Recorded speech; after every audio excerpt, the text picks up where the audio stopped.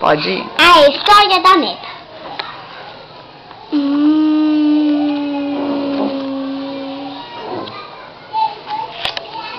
A ameba erra tal que uma gotinha e vivia no lago bem sozinha.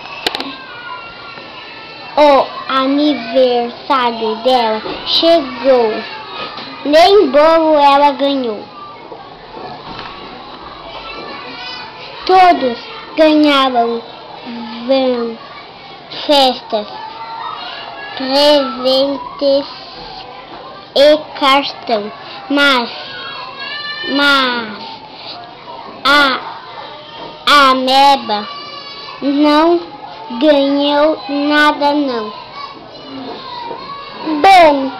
Bem que ela tentou ser animada, mas a situação erra de